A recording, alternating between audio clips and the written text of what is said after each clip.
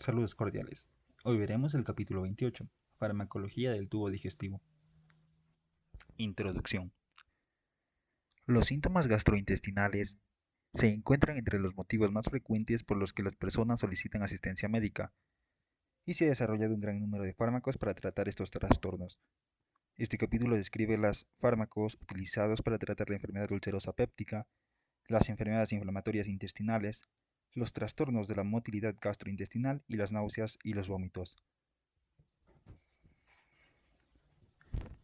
Fármacos para la enfermedad ulcerosa péptica. La enfermedad ulcerosa péptica se caracteriza por dolor epigástrico, pérdida de apetito y pérdida de peso, debido a excavaciones inflamadas, úlceras de la mucosa y el tejido subyacente del tubo digestivo superior. Las úlceras se deben a la lesión de la membrana mucosa que normalmente protege el esófago, el estómago y el duodeno, del ácido gástrico y la pepsina. Esta lesión está muchas veces causada por una infección por Helicobacter pylori, aunque los antiinflamatorios no esteroideos, AINE y otros factores pueden causar o contribuir a las úlceras pépticas. En los países desarrollados, el número de personas portadoras de Helicobacter pylori aumenta desde menos del 5% en el momento del nacimiento hasta aproximadamente el 20% a los 45 años. Sin embargo, solo una pequeña proporción de personas portadoras de esta bacteria presentarán enfermedad ulcerosa péptica. Las que tienen mayor riesgo son las personas que fuman, que ingieren grandes cantidades de alcohol o AINE, los ancianos y los pacientes con isquemia del tubo digestivo. El uso prolongado de glucocorticoides también aumenta el riesgo de enfermedad ulcerosa péptica. Se pueden encontrar Helicobacter pylori en el tubo digestivo de casi todos los pacientes con úlceras duodenales y en aproximadamente el 80% de los pacientes con úlceras gástricas. Se cree que la gastritis inducida por Helicobacter pylori procede a la aparición de úlceras pépticas en la mayoría de las personas. El microorganismo se adhiere a las células epiteliales y libera enzimas que dañan las células mucosas y producen inflamación y destrucción tisular. La erradicación de Helicobacter pylori cura la mayoría de las úlceras pépticas y reduce significativamente la tasa de recurrencia de las úlceras gástricas y duodenales. Los fármacos utilizados para tratar la enfermedad ulcerosa péptica incluyen los fármacos que eliminan el Helicobacter pylori, lo que produce la reducción de la acidez gástrica, y los que ejercen un efecto protector sobre la mucosa del tubo digestivo. Fármacos que reducen la acidez gástrica.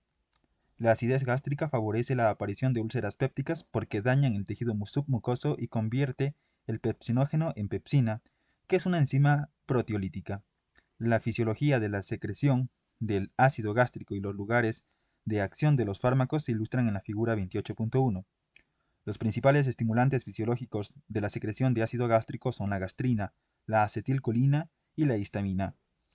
La gastrina es una hormona segregada por células G del antro gástrico, mientras que la acetilcolina es liberada por las terminaciones nerviosas vagales.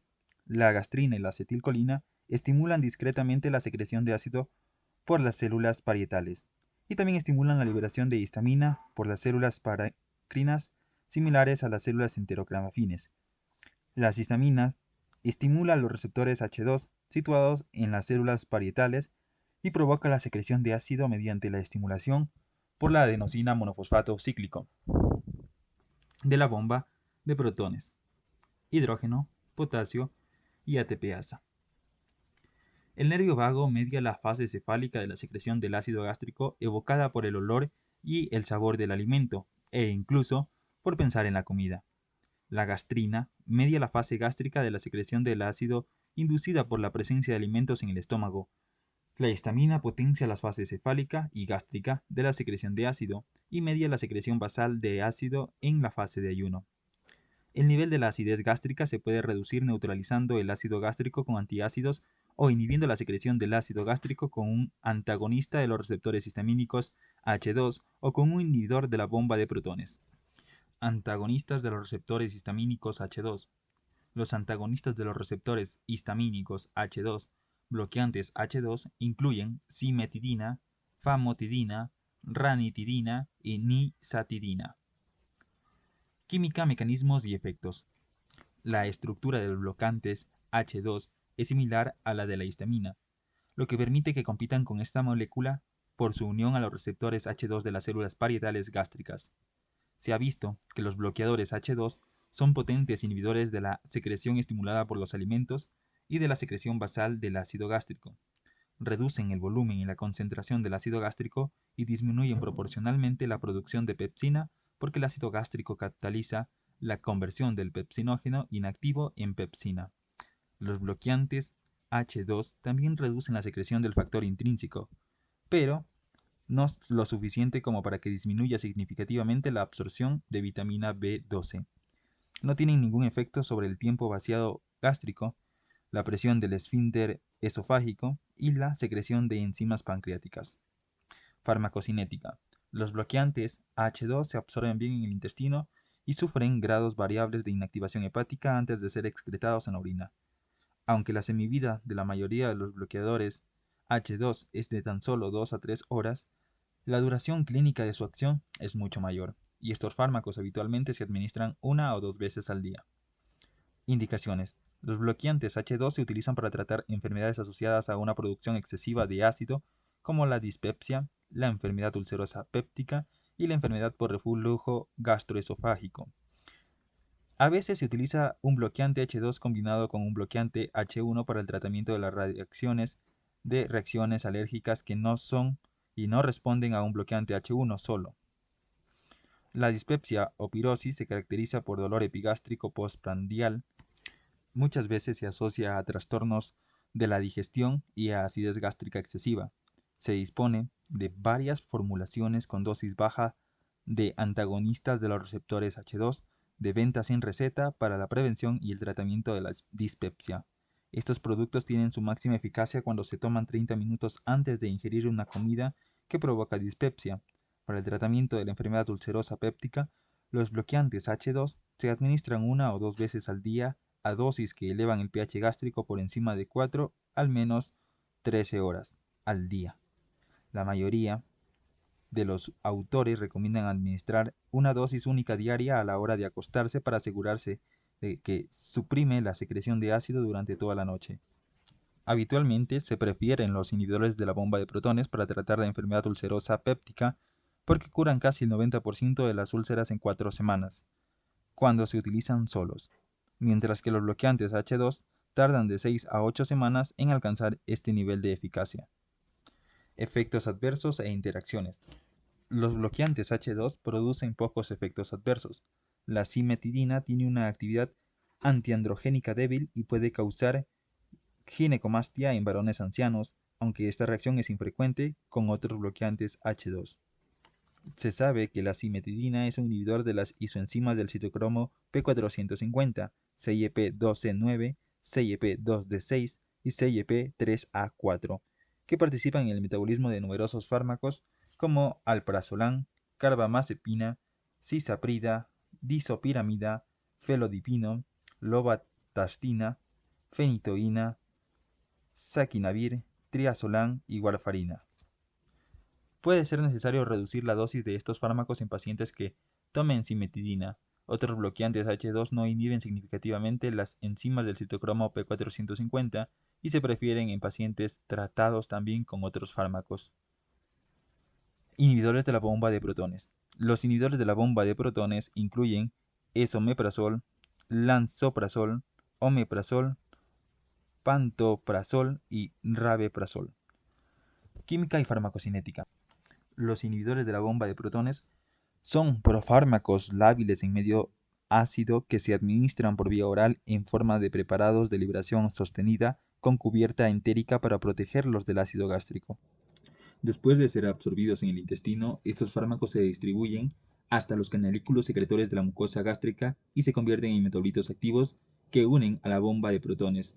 Por último, estos fármacos son metabolizados a compuestos inactivos en el hígado, principalmente por la isoenzima 2C19 del citocromo CYP-P450, y estos compuestos se excretan en la orina y las heces. Las personas que tienen los fenotipos de metabolizador extenso, rápido y ultra rápido de CYP2C19 pueden necesitar mayores dosis de inhibidores de la bomba de protones para curar las úlceras pépticas. Mecanismos y efectos.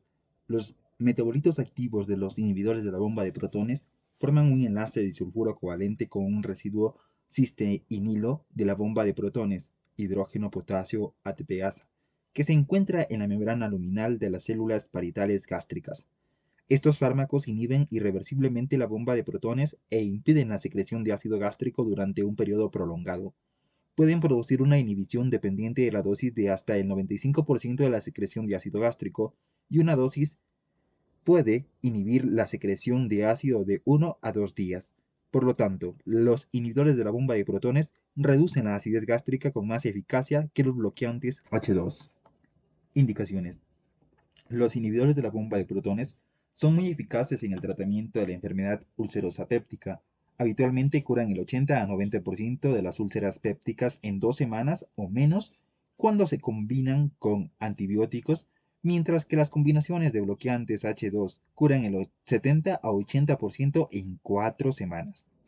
Los inhibidores de la bomba de protones son también los fármacos de elección en pacientes con síndrome de Zollinger-Ellison, un trastorno caracterizado por úlceras graves y debido a tumores secretores de gastrina, gastrinomas. Para tratar esta enfermedad hacen falta dosis mayores que para tratar a pacientes con enfermedad ulcerosa péptica típica. Los IBP, inhibidores de la bomba de protones, son también los fármacos más eficaces para tratar la enfermedad por reflujo gastroesofágico y están disponibles sin necesidad de receta médica para el tratamiento de la dispepsia y la pirosis. Por último, se pueden utilizar los IBP para prevenir las úlceras pépticas y la hemorragia en personas que reciben tratamiento a dosis elevadas o a largo plazo con AINE como el diclofenaco. Efectos adversos e interacciones.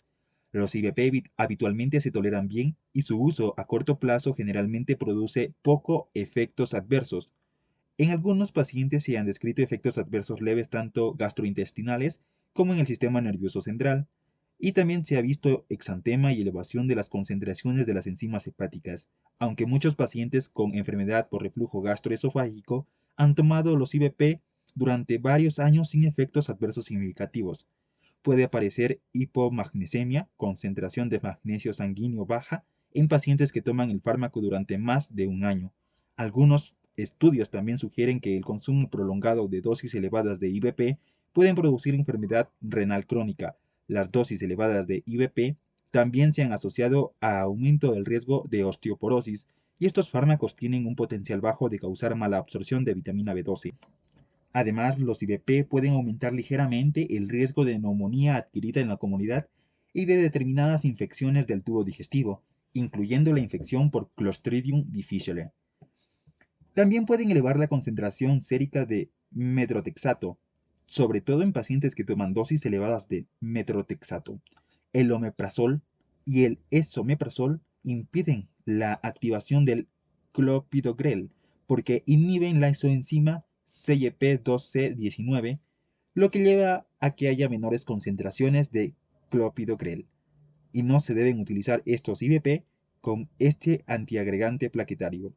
Parece que el pantoprazol no produce esta interacción y se puede utilizar junto con el clopidogrel. Antiácidos gástricos. Los antiácidos gástricos neutralizan químicamente el ácido gástrico, lo cual eleva el pH del tubo digestivo lo suficiente como para aliviar el dolor de la dispepsia y la indigestión ácida, y permite la curación de las úlceras pépticas. Los antiácidos que se utilizan con más frecuencia son el carbonato cálcico y una combinación de hidróxidos de aluminio y magnesio. Estas sustancias están disponibles en comprimidos masticables y en suspensiones líquidas. Cuando se utiliza solo, el hidróxido de aluminio puede producir estreñimiento, mientras que el hidróxido de magnesio a menudo produce diarrea. Por lo tanto, la combinación de los hidróxidos de aluminio y magnesio tiene un efecto relativamente neutro sobre la motilidad del tubo digestivo. El carbonato cálcico también puede causar estreñimiento, y dosis elevadas de carbonato cálcico pueden producir un rebote en la secreción de ácido. Los antiácidos están disponibles sin necesidad de receta y se utilizan habitualmente para tratar la indigestión ácida y la dispepsia. También se dispone de productos de venta sin receta que contienen una dosis baja de un antagonista histamínico H2 y un antiácido. Antiguamente se utilizaban los antiácidos para tratar las úlceras pépticas, pero para ello se deben tomar a dosis elevadas y con intervalos frecuentes, y es particularmente difícil controlar la secreción nocturna de ácido con antiácidos. Por lo tanto, en la actualidad, raras veces se utilizan solos para tratar la úlcera péptica. Fármacos citoprotectores. El sucralfato y el misoprostol protegen la mucosa del tubo digestivo, aunque por mecanismos diferentes. Sucralfato. Química, mecanismos y efectos. El sucralfato es un polímero viscoso de octasulfato de sacarosa e hidróxido de aluminio. Este polisacárido sulfatado se adhiere a los cráteres de las úlceras y a las células epiteliales e inhibe la hidrólisis de las proteínas de la mucosa catalizada por la pepsina. El sucralfato también estimula la síntesis de prostaglandinas en las células mucosas. Estas acciones forman una barrera protectora contra el ácido y la pepsina y facilitan la curación de las úlceras. Farmacocinética. El sucralfato se administra por vía oral en forma de comprimidos o de suspensión. No se absorbe significativamente en el intestino y se excreta principalmente con las heces. Se absorbe una pequeña cantidad de aluminio del fármaco, por lo que se debe utilizar con precaución en pacientes con insuficiencia renal. Indicaciones. En el tratamiento de la enfermedad ulcerosa péptica, se puede utilizar el sucralfato para tratar las úlceras activas o para suprimir la recurrencia de las úlceras. Es menos eficaz que los fármacos que inhiben la secreción de ácido gástrico y se utiliza principalmente en pacientes que no toleran los bloqueantes H2 ni los IBP. Efectos adversos e interacciones. Aunque el sucralfato produce muy pocos efectos adversos sistémicos, a veces se ha descrito estreñimiento y otros trastornos gastrointestinales y laringoespasmo. El uso de sucralfato puede reducir la absorción de otros fármacos, por ejemplo, digoxina, fluoroquinolonas, ketoconazol y fenitoína. Para evitar este problema, el sucralfato se debe ingerir 2 horas antes o después de la toma de estos fármacos. Misoprostol. Como se señala en el capítulo 26, el misoprostol es un análogo de la prostaglandina E1 y ejerce su efecto citoprotector inhibiendo la secreción de ácido gástrico y favoreciendo la secreción de moco y bicarbonato. Está indicado principalmente para la prevención de las úlceras gástricas y duodenales en pacientes que toman AINE de manera crónica. El misoprostol es caro y habitualmente se reserva para los pacientes con riesgo elevado de úlceras inducidas por los AINE, como los ancianos y los que tienen un antecedente de enfermedad ulcerosa péptica. El misoprostol se administra por vía oral 4 veces al día con alimentos, manteniéndolo el tiempo que dure el tratamiento con AINE. La diarrea y el dolor intestinal crónico son los efectos adversos más frecuentes, aunque también pueden producirse otras reacciones del tubo digestivo. El misoprostol puede estimular las contracciones uterinas e inducir el parto en embarazadas, por lo que está contraindicado durante el embarazo. Tratamiento de la infección por Helicobacter pylori. En diversos estudios se han visto que el 80 al 90% de los pacientes con úlcera péptica que son tratados solo con un inhibidor del ácido gástrico tienen una recurrencia de la úlcera en el año siguiente, al final del tratamiento. Por el contrario, menos del 10% de los pacientes que reciben un inhibidor del ácido gástrico y antimicrobianos para erradicar Helicobacter pylori tienen una recurrencia. Por eso, la terapia combinada es actualmente el tratamiento estándar. Los médicos deben emplear regímenes que tengan una tasa de curación del 90% en su medio. El tratamiento de la infección por Helicobacter pylori ha evolucionado continuamente y se deben consultar las últimas directrices para conocer las recomendaciones actuales. La mayoría de los regímenes actuales incluyen un IBP más 2 o 3 antimicrobianos, la denominada terapia triple o cuádruple. En un estudio reciente se vio la combinación de rabeprazol con amoxicilina, claritromicina y metronidazol. Tenía una tasa de curación mayor que la terapia triple con 2 de estos antibióticos y que la terapia secuencial con rabeprazol más amoxicilina seguida por rabeprazol con los otros 2 antibióticos.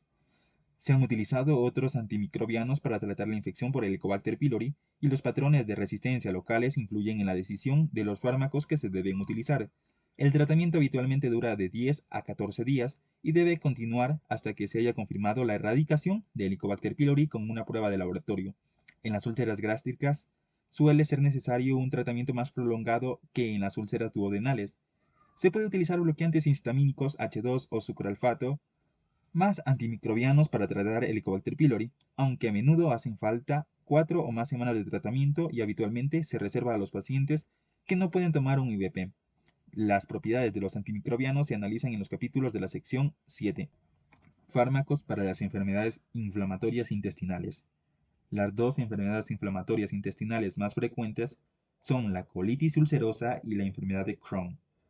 En la colitis ulcerosa, la inflamación de la mucosa del tubo digestivo está limitada al colon y el recto. En la enfermedad de Crohn, la inflamación es transmural y puede aparecer en cualquier parte del tubo digestivo. El dolor abdominal cólico y la diarrea son los síntomas más frecuentes de las pacientes con enfermedad inflamatoria intestinal. Muchos de ellos tienen agudizaciones separadas por periodos de remisión, aunque en pacientes con enfermedad grave puede haber enfermedad prolongada.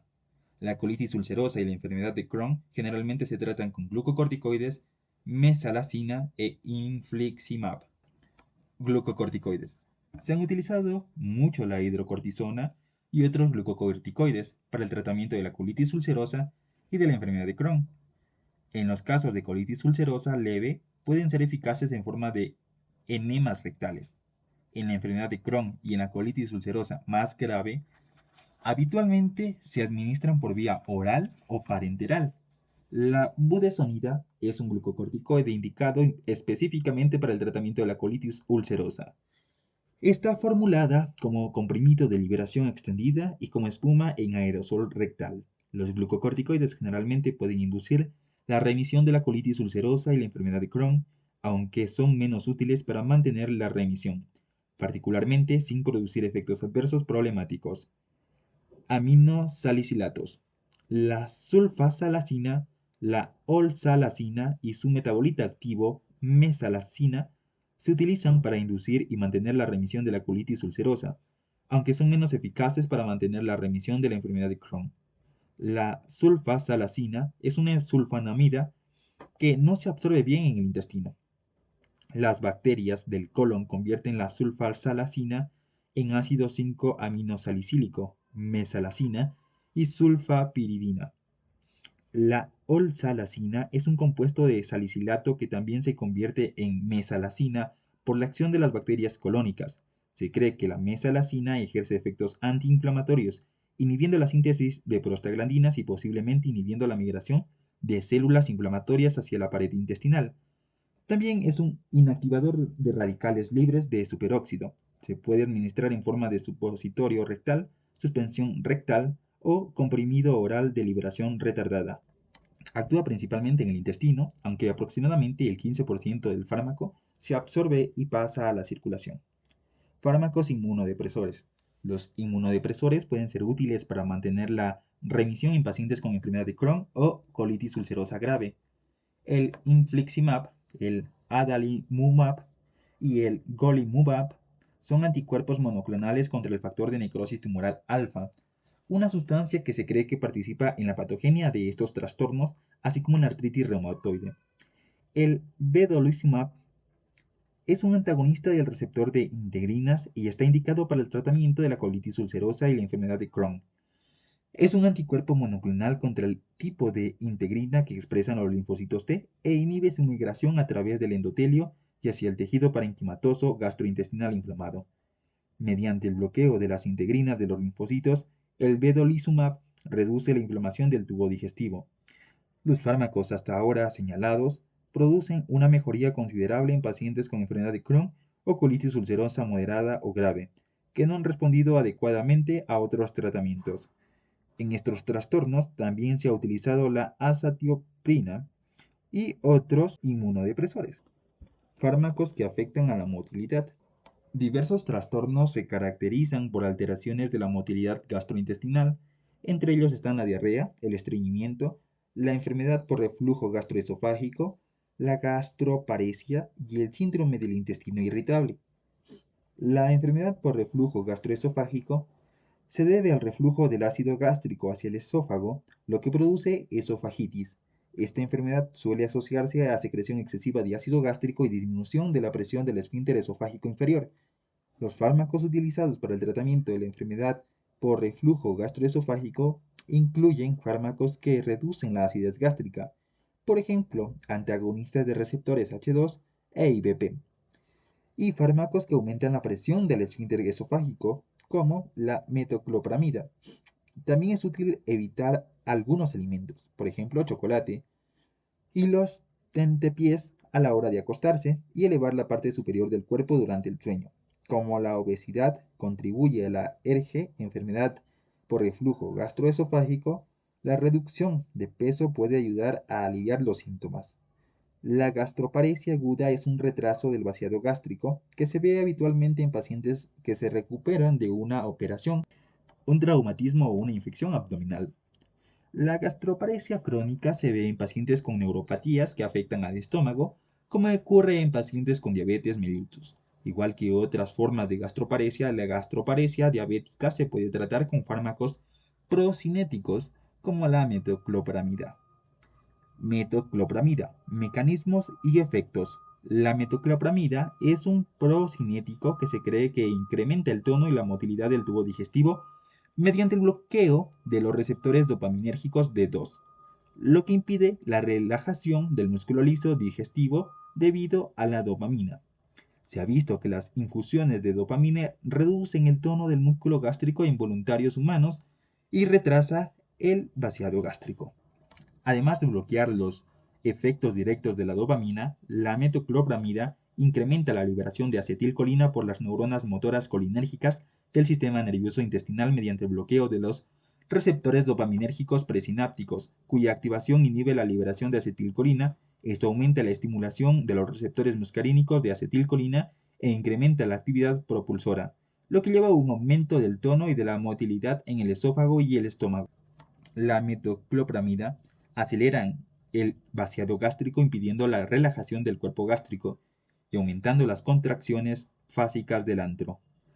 Al mismo tiempo, relaja la parte proximal del duodeno de manera que puede aceptar el material gástrico cuando las contracciones antrales llegan al esfínter pilórico. La metoclopramida también aumenta la presión en reposo del esfínter esofágico inferior y reduce el reflujo del ácido del estómago al esófago. Farmacocinética y uso. La metoclopramida se puede administrar por vía oral o parenteral. Se absorbe rápidamente en el intestino y tiene una biodisponibilidad media del 85%. El fármaco se conjuga con sulfato y gluconato y estos metabolitos se excretan en la orina junto con el 20% del compuesto original. La semivida terminal es de aproximadamente 4 horas. La metoclopramida se utiliza para tratar la ERGE, la gastroparesia diabética y el hipo intratable. A veces se utiliza para facilitar la intubación del intestino delgado durante las exploraciones radiológicas. Además, ejerce efectos antieméticos bloqueando los receptores dopaminérgicos D2 y serotoninérgicos 5-HT3 de la zona gatillo quimiorreceptora. Efectos adversos.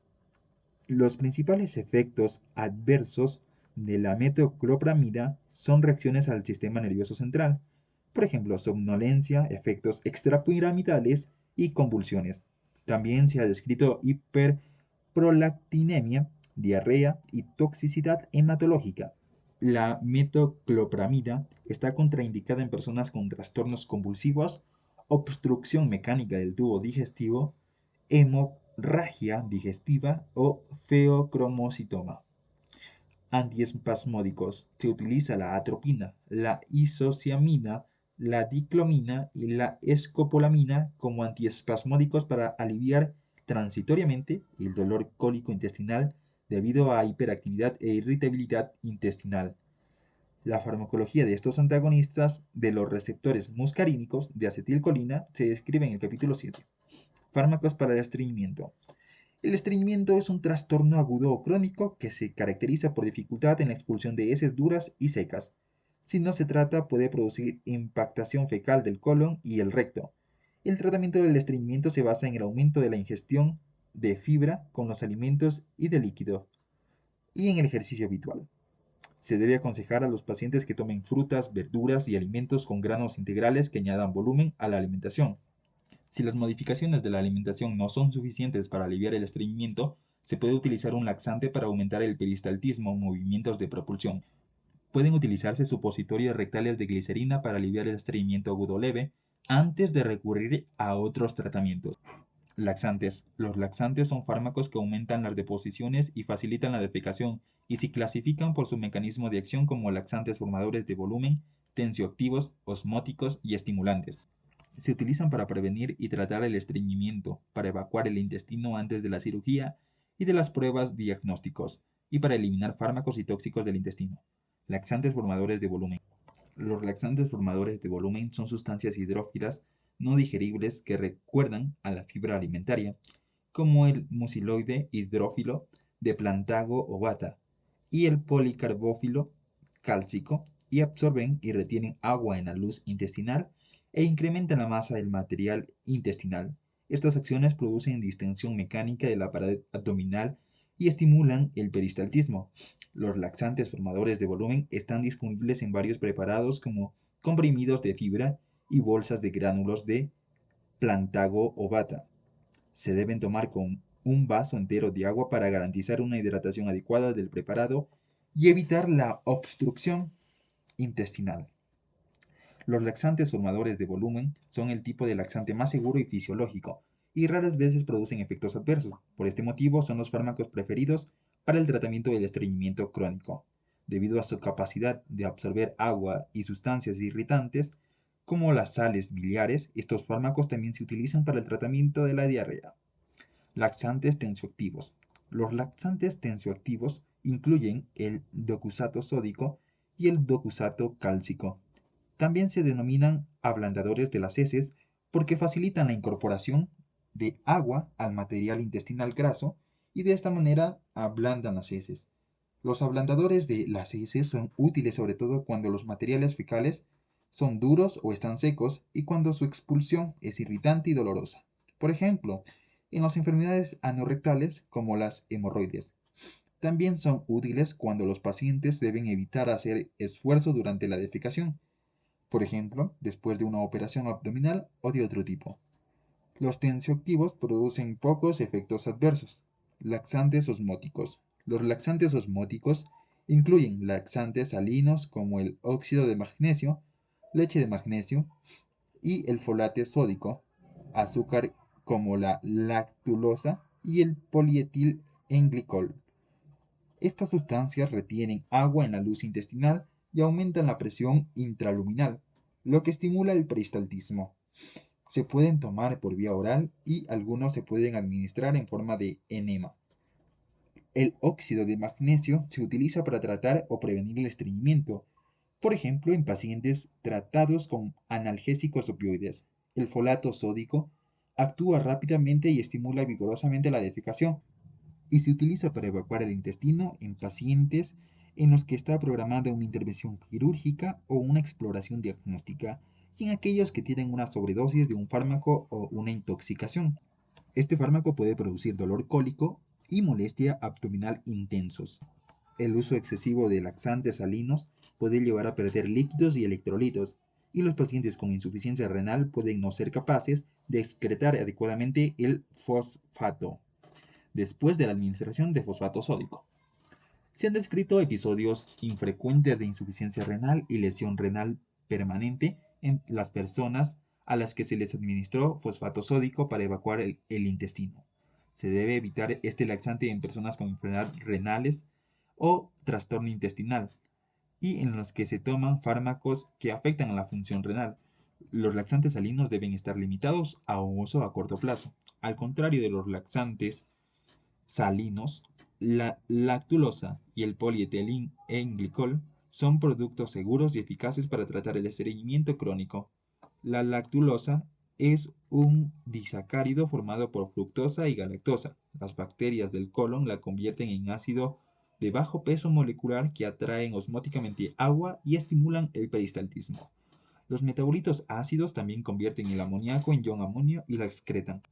Por este motivo, también se utiliza la lactulosa para tratar la encefalopatía asociada a la elevación de la concentración de amoníaco sanguíneo. Al contrario que la lactulosa, el polietilenglicol está disponible sin receta médica. Laxantes estimulantes secretores. Los laxantes estimulantes, incluyendo productos vegetales como aceite de ricino, cenócidos y cáscara sagrada procedentes de Ramus purceana, y compuestos sintéticos como el bisacodilo, estos fármacos actúan directamente sobre la mucosa intestinal, donde alteran la secreción de líquido y estimulan el peristaltismo. El bisacodilo está disponible en formulaciones para la administración oral y rectal, para la evacuación del intestino como preparación antes de las operaciones y las exploraciones, así como para tratar el estreñimiento. Los laxantes estimulantes pueden producir diversos efectos adversos como dolor abdominal cólico y depresión de electrolitos y líquido. Por este motivo, el uso de estos fármacos se debe estar limitado al tratamiento a corto plazo del estreñimiento y a la preparación intestinal.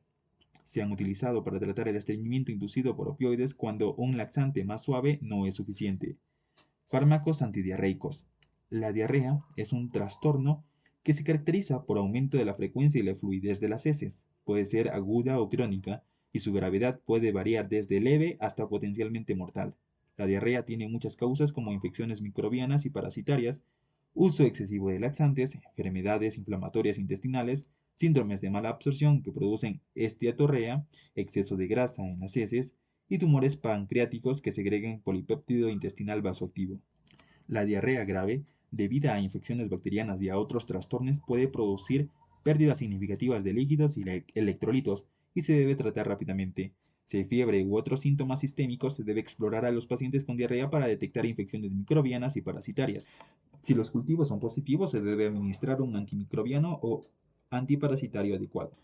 La diarrea crónica se define como aquella que dura 14 días o más. En este trastorno es necesario un estudio diagnóstico más completo para determinar la causa subyacente y poder seleccionar el tratamiento adecuado. La mayoría de los casos de diarrea leve son autolimitados y desaparecen en 1 o 2 días. Generalmente se puede tratar con restricciones de alimentación y aporte de líquido y electrolitos. Los pacientes deben evitar los alimentos sólidos y los productos lácteos en las 24 horas siguientes al inicio de la enfermedad y pueden tomar preparados que contienen glucosa y electrolitos para reponer líquido. Cuando sea necesario, se puede administrar un antidiarreico a los niños mayores y los adultos. Cuando disminuye la frecuencia de deposiciones, se puede iniciar una dieta blanda. Diversos fármacos pueden producir diarrea, entre ellos los antibióticos que erradican la flora intestinal normal. La administración de preparados de lactobacillus puede ayudar a restaurar la flora intestinal normal y reducir la diarrea en estos pacientes. Fármacos opioides. Los opioides son los antidiarreicos más eficaces, ejercen un efecto inespecífico que puede controlar la diarrea de casi cualquier causa. Los opioides actúan induciendo una contracción segmentaria mantenida del músculo liso intestinal, que impide que se generen las ondas rítmicas de la contracción y relajación del músculo liso que se producen con el peristaltismo normal. Los efectos de los opioides están mediados por la activación de receptores de opioides del músculo liso. Todos los agonistas de los receptores de opioides son antidiarreicos eficaces, aunque los que se emplean habitualmente para tratar la diarrea activan selectivamente los receptores de opioides intestinales y tienen un efecto relativamente escaso sobre el sistema nervioso central. El difenoxilato y la loperamida son los agonistas de opioides con mayor tasa de actividad sobre el músculo liso intestinal respecto a actividad sobre el sistema nervioso central y se usan mucho para esta indicación. La loperamida está disponible sin receta médica y puede controlar de manera eficaz la diarrea leve. El uso excesivo de estos fármacos puede causar estreñimiento. La eloxodolina es un nuevo agonista de opioides indicado para el tratamiento del síndrome del intestino irritable con diarrea. La farmacología de los fármacos opioides se describe en el capítulo 23. Fármacos de acción local. El muciloide hidrófilo de P. ovata y el policarbófilo cálcico controlan la diarrea actuando dentro de los intestinos para absorber agua y sustancias irritantes, como los ácidos biliares. Estas sustancias son adecuadas para el tratamiento de la diarrea leve, así como para el estreñimiento. El subsalicilato de bismuto parece ejercer su efecto antidiarreico inhibiendo las secreciones intestinales. Tiene su máxima eficacia en el tratamiento de la diarrea infecciosa, que a menudo tiene un intestino componente secretor. En pacientes con diarrea del viajero y otras formas de diarrea infecciosa, los estudios clínicos han mostrado que el subsalicilato de bismuto produce una mayor reducción del número de episodios de diarrea que el placebo. Sin embargo, la suspensión de subsalicilato de bismuto se debe administrar con frecuencia y de manera repetida para que tenga su eficacia máxima. 30 mililitros cada 30 minutos hasta 8 dosis al día. Este preparado produce pocos efectos adversos, aunque dosis excesivamente grandes pueden exponer al paciente a la toxicidad del bismuto y del salicilato. Fármacos para el síndrome del intestino irritable. El síndrome del intestino irritable es un complejo trastorno biopsicosocial que se caracteriza por dolor abdominal crónico que se alivia por la defecación y se asocia a alteración del hábito intestinal, aunque pacientes tienen principalmente diarrea, mientras que en otros predomina el estreñimiento. Por lo tanto, el trastorno se clasifica como SII con diarrea o SII, síndrome del intestino irritable, con estreñimiento. Muchos pacientes tienen náuseas, distensión abdominal y flatulencia. Los casos leves de SII pueden responder a estabilizadores de las heces como el policarbófilo cálcico, que puede reducir los episodios de diarrea y estreñimiento. Se dispone de otros fármacos para los casos más graves, aunque todos ellos tienen limitaciones y posibles efectos adversos. La serotonina 5-hidroxitriptamina tiene una función muy importante en la motilidad del tubo digestivo y los fármacos que afectan a la serotonina se encuentran entre los fármacos que se utilizan para tratar el SII con diarrea o estreñimiento. Las células enterocromafines del intestino producen y liberan serotonina que activa los receptores 5-HT3 y 5-HT4 de las neuronas colinérgicas con el consiguiente aumento de la motilidad intestinal. La activación de los receptores 5-HT3 incrementa la liberación de acetilcolina por las neuronas mientéricas, mientras que la activación de los receptores 5-HT4 presinápticas aumenta la liberación de la acetilcolina por las neuronas submucosas. Los fármacos que activan los receptores 5-HT4 aumentan la motilidad intestinal y se han utilizado para tratar el estreñimiento, mientras que los fármacos que bloquean los receptores 5-HT3 reducen la motilidad y se utilizan para tratar el síndrome intestinal irritable con predominio de diarrea. Otros fármacos que afectan a la serotonina se describen en el capítulo 26. Fármacos para el síndrome intestinal irritable con estreñimiento.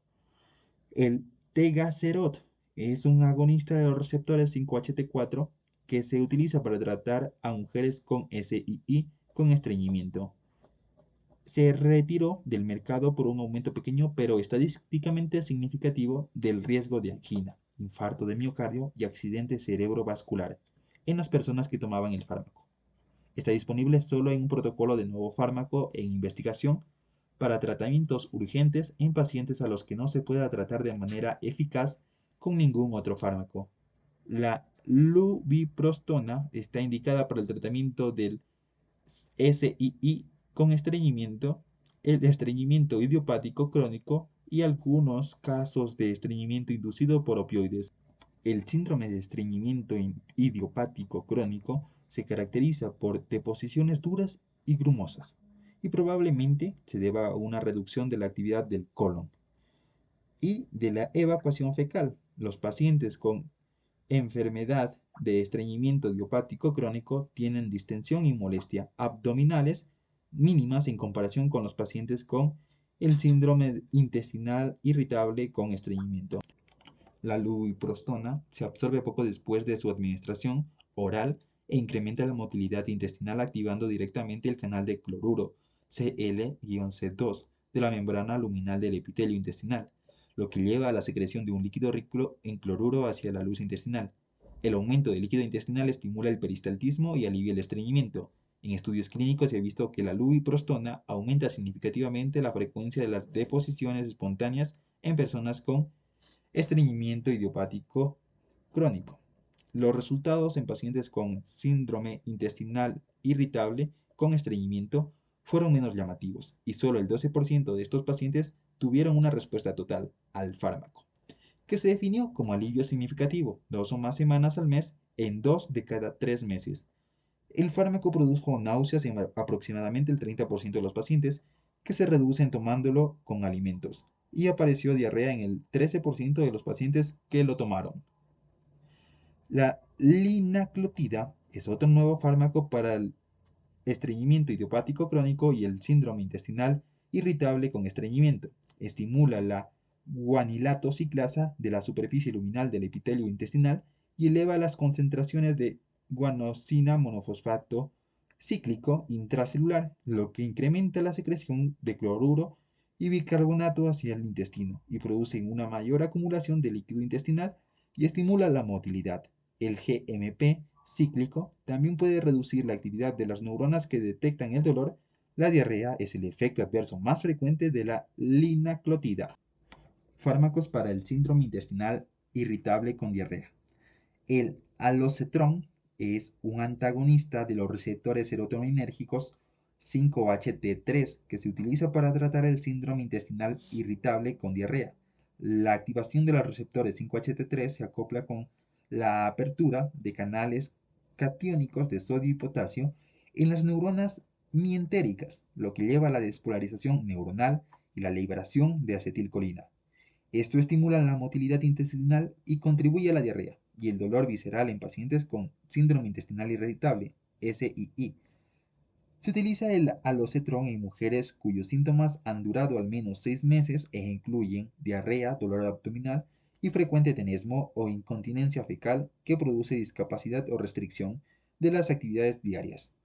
En estos pacientes, el alocetrón aumenta el tiempo de tránsito colónico y reduce el dolor y otros síntomas del SII.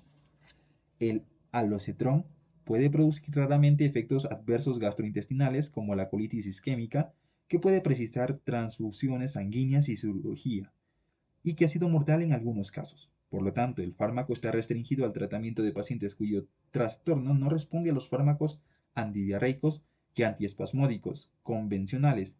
La eluxadolina es un nuevo fármaco para el SII con predominio de diarrea en adultos.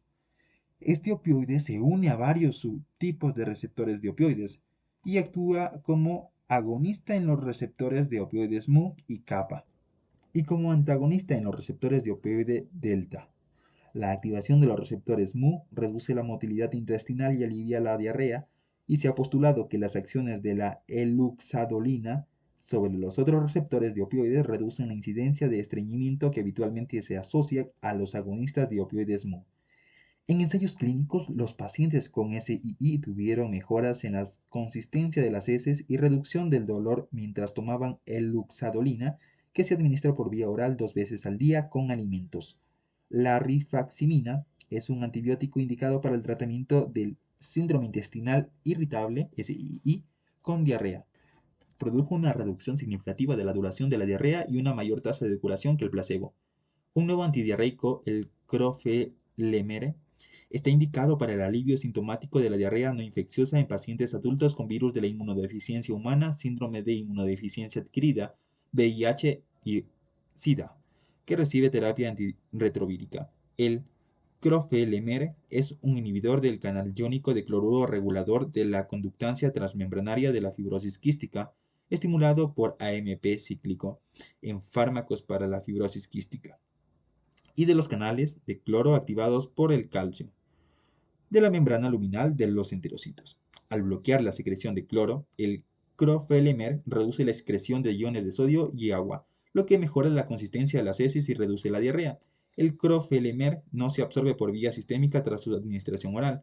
Fármacos para las náuseas y los vómitos. Los vómitos constituyen una respuesta fisiológica a la presencia de sustancias irritantes y potencialmente nocivas en el intestino o el torrente sanguíneo.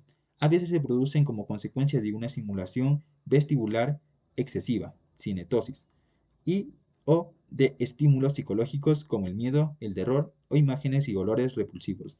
Los vómitos frecuentemente están precedidos por náuseas. Los vómitos están iniciados por un núcleo de células situadas en el bulbo raquídeo que se denomina centro del vómito. Este centro coordina una compleja serie de acontecimientos en los que se generan contracciones de la faringe, el tubo digestivo y la pared abdominal que llevan a la expulsión del contenido gástrico. Se observan contracciones intestinales migratorias en sentido oral, peristaltismo inverso, y contracciones gástricas, contracciones del diafragma y la pared abdominal, y relajación del esfínter esofágico y de la pared esofágica. Las contracciones intestinales inversas se asocian a náuseas, que son una sensación intensamente desagradable de la necesidad inminente de vomitar. También pueden producirse náuseas sin vómitos. Las vías neurales que participan en los vómitos y los lugares de acción en los antieméticos se muestran en la figura 28.3. El centro del vómito puede ser activado por fibras aferentes que se originan en el intestino, la zona gatillo quimiorreceptora, la corteza cerebral o el aparato vestibular. La zona gatillo quimiorreceptora ZGQ está situada en el área postrema y responde a sustancias transportadas por la sangre, como quimioterápicos, antineoplásicos, citotóxicos. Estas sustancias activan la zona gatillo quimiorreceptora mediante la estimulación de receptores serotoninérgicos 5-HT3, dopaminérgicos D2 o muscarínicos M1. El aparato vestibular activa el centro del vómito a través de fibras que proyectan hacia el cerebelo y liberan acetilcolina o histamina. Las sustancias perjudiciales del intestino pueden activar vías aferentes vagales hacia el núcleo del tracto solitario, que proyecta hacia el centro del vómito, y también vías que se dirigen a los tractos nerviosos que estimulan la zona gatillo quimiorreceptora. Los receptores de 2,5-HT3 y de neurosinina 1, NK1, también son importantes en estas vías.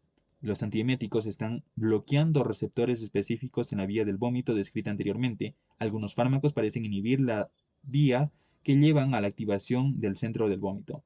Los antagonistas de los receptores de 2 y 5-HT3 inhiben la activación tanto de la zona gatillo quimiorreceptora como del núcleo del tracto solitario. Los antagonistas de los receptores muscarínicos pueden bloquear la zona gatillo quimiorreceptora del tracto solitario y las vías vestibulares que están implicadas en los vómitos. La dexametasona, un glucocorticoide, es un antiemético eficaz, cuyo mecanismo no se conoce bien.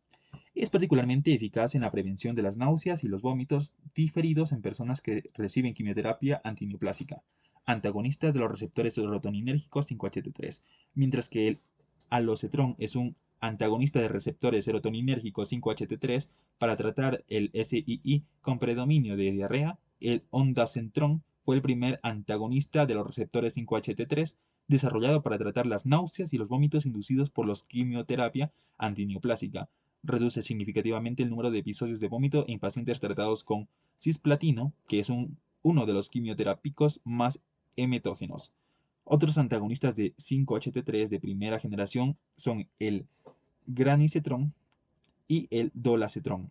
Estos fármacos tienen propiedades farmacológicas y eficaces clínicas similares. El palonocetrón se considera un antagonista de 5-hidroxitriptamina 3 de segunda generación por su mayor afinidad por los receptores 5-HT3 y su semivida y su duración de acción mucho más prolongadas. Mecanismos y efectos. La serotonina contribuye a la aparición de náuseas y vómitos en varios puntos de la vía del vómito. Es liberada por las células enterocromafines del intestino delgado, lugar en que la activación de los receptores 5-HT3 de los nervios aferentes vagales para iniciar el reflejo del vómito. La serotonina también favorece los vómitos mediante la activación de los receptores 5-HT3 en el núcleo del tracto solitario y la zona gatillo quimiorreceptora. El ondansetrón y otros antagonistas de 5-HT3 son análogos estructurales de la serotonina y actúan como antagonistas competitivos del receptor en estos lugares para reducir la estimulación del centro del vómito.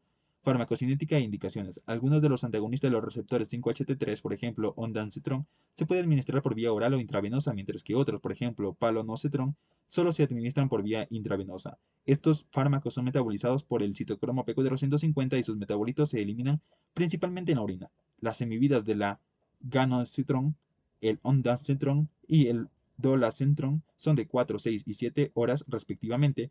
El palonocetrón tiene una semivida de aproximadamente 40 horas, lo que confiere una duración de acción mucho más prolongada que la de otros antagonistas 5-hidroxitriptamina 3. Todavía los antagonistas 5-HT3, excepto el dolacetrón, están indicados para la prevención de los vómitos inducidos por la quimioterapia antineoplásica, y se ha visto que reducen significativamente el número de episodios de vómito en pacientes tratados con quimioterápicos muy emetógenos. El ondansetrón y el dolacetrón están indicados para la prevención y el tratamiento de los vómitos postoperatorios, mientras que el ondansetrón y el granisetrón también se utilizan para prevenir las náuseas y los vómitos causados por la radioterapia. Los antagonistas del 5-HT3 de primera generación habitualmente se administran inmediatamente antes de la quimioterapia y se continúan durante 3 a 5 días después de finalizar el ciclo de quimioterapia. Debido a su mayor duración de acción, una dosis única de palonocetrón puede prevenir las náuseas y los vómitos durante hasta 7 días después de la quimioterapia. El palonocetrón está autorizado para el tratamiento de las náuseas y los vómitos, tanto agudos como diferidos, en pacientes que reciben quimioterapia emetógena. Otros antieméticos ejercen el efecto aditivo sinérgico con los antagonistas del 5-HT3. A menudo se emplea la dexametasona y los antagonistas de la NK1, combinados con un antagonista de 5-HT3 para la prevención de los vómitos inducidos por la quimioterapia. En diversos estudios se ha confirmado la utilidad del ondansetrón para controlar las náuseas y los vómitos postoperatorios.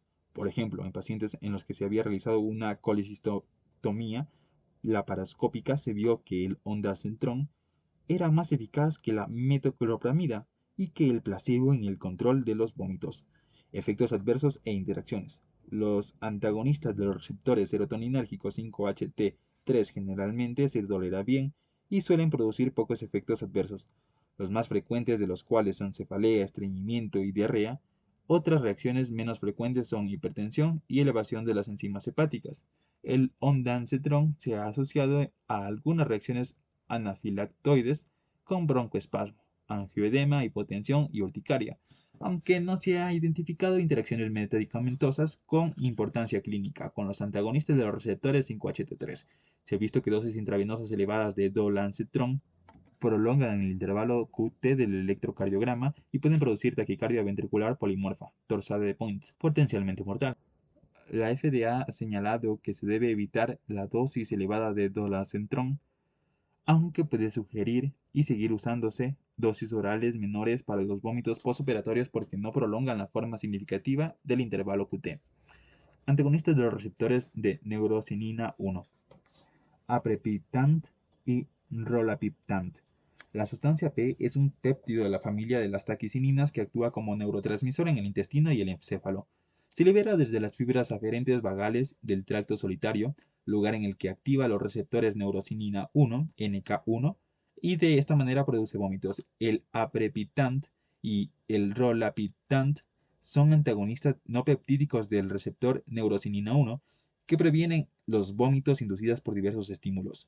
Estos fármacos se utilizan la mayoría de las veces combinados con un antagonista de 5-hidroxitriptamina 3, por ejemplo, ondansetrón, y o con dexametasona para prevenir las náuseas y los vómitos agudos y diferidos durante la quimioterapia antineoplásica. El aprepiptant se administra por vía oral. Es metabolizado principalmente por el citocromo CYP3A4 y tiene una semivida terminal de 9 a 13 horas. Los fármacos que inhiben CYP3A4 pueden elevar las concentraciones plasmáticas del aprepiptant.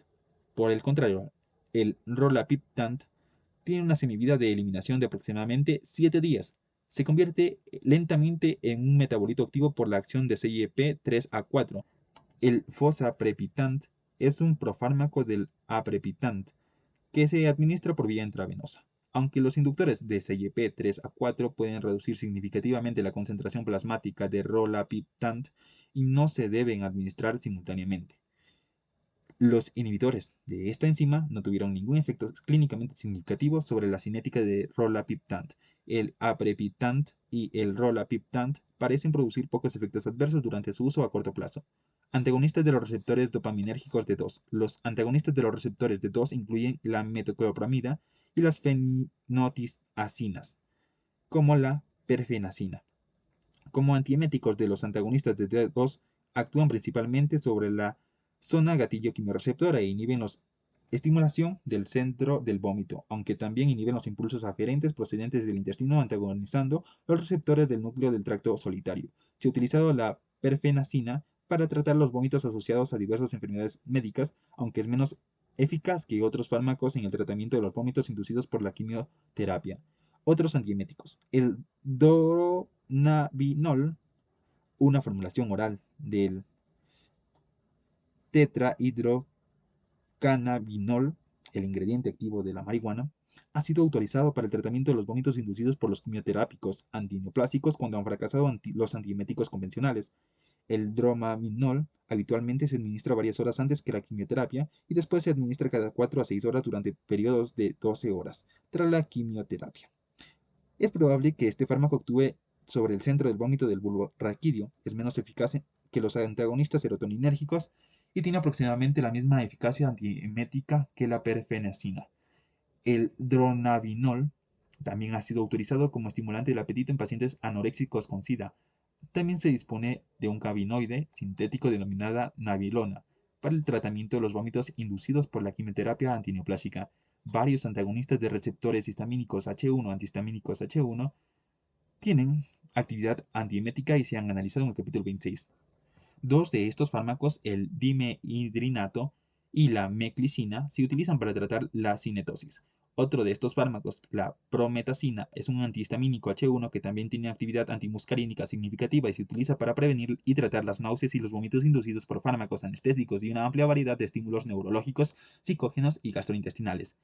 La prometacina habitualmente se administra en forma de supositorio rectal o mediante inyección. Después de muchos años fuera del mercado por pleitos erróneos en los que se reclamaba por malformaciones fetales, se autorizó una nueva formulación de doxilamina con vitamina B6 piridoxina para el tratamiento de los vómitos matutinos en embarazadas. En la actualidad está comercializada con un nuevo nombre comercial. La doxilamina es un antihistamínico de primera generación. La escopolamina es un antagonista de los receptores muscarínicos similar a la atropina y se utiliza principalmente para prevenir la cinetosis. La han utilizado los astronautas en el espacio y también personas que viajan en coche, avión o barco. Está disponible en forma de parche cutáneo que libera lentamente el fármaco a lo largo de 72 horas. La trimetobensamida es un antiemético único que actúa sobre la zona gatillo quimiorreceptora para suprimir los vómitos, aunque se desconoce su mecanismo molecular. Se utiliza para tratar las náuseas y los vómitos posoperatorios, así como los causados por una gastroenteritis, y está disponible en formulaciones en forma de supositorios e inyectables. Directrices para los vómitos inducidos por la quimioterapia. La multinacional Asociación para el Soporte y Cuidado en Cáncer recomienda un antagonista de la serotonina, por ejemplo, ondansetron, más dexametasona y o aprepitant, para prevenir los vómitos agudos causados por fármacos muy emetógenos, como el cisplatino, la dacarbazina y la ciclofosfamida. Se recomienda administrar el aprepitant y la dexametasona los días 2 y 3 para prevenir los vómitos diferidos. Cuando se administra quimioterapia moderadamente metógena, se recomienda un antagonista de la serotonina y de la dexametasona para los vómitos agudos y la dexametasona sola para los vómitos tardíos. En la quimioterapia mínimamente metógena se recomienda una dosis baja de dexametasona. Bueno amigos, esto ha sido todo por el día de hoy. Muchísimas gracias. Nos vemos en un siguiente video.